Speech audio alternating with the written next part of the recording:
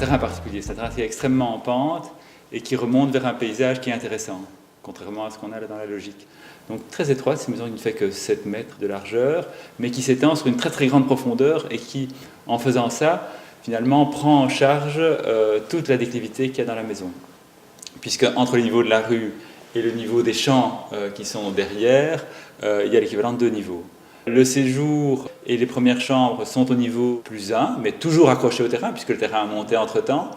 Et la chambre des parents se trouve encore au niveau supérieur, et elle au niveau des champs qui sont tout à fait dans le fond là-bas. Alors ce qui nous a séduit en tout premier, c'est évidemment l'architecture.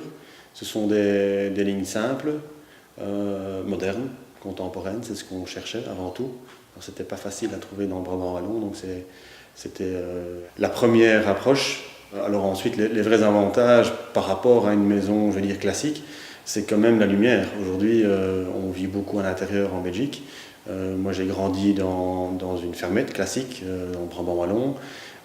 Quand on y retourne maintenant, on sent quand même qu'il y a une énorme différence. Et donc, ce qui nous a séduit dans cette maison, c'est ça aussi. C'est qu'on est proche de tout, et finalement, l'organisation de la maison était assez intéressante.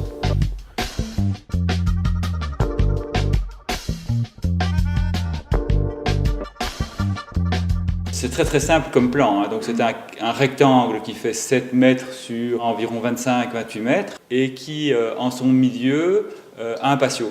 Avec ici la particularité que, et ça c'était aussi une demande ou en tout cas une envie du maître de l'ouvrage de l'époque, c'était que ce patio soit pas un patio extérieur, mais soit un patio qui puisse à certains moments être tout à fait extérieur, c'est-à-dire fonctionner comme une extension du jardin, et à certains moments être tout à fait intérieur, et donc d'être plutôt une extension du séjour.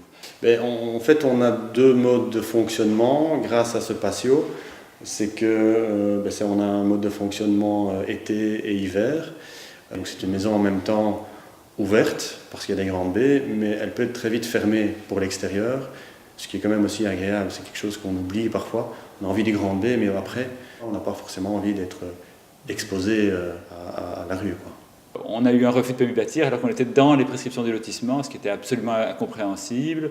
Donc effectivement, on a dû faire un recours, ou comme chaque fois qu'on a fait un recours, enfin moi ça m'est arrivé quand même quelques fois, chaque fois qu'on a un recours, on se trouvait dans un comité de recours qui comprenait assez bien nos arguments. Ici, il n'y a rien d'extraordinaire, cette maison, ce n'est pas une maison très haute, elle est très accrochée au terrain, elle ne déborde pas sur les voisines, elle ne fait pas d'ombre, donc je veux dire, il n'y avait pas de raison pour le voisinage ou pour l'administration de s'offusquer, je veux dire. Et donc on est allé en commission de recours, et la commission de recours a dit oui, il n'y a pas de problème, vous pouvez construire, et on a construit.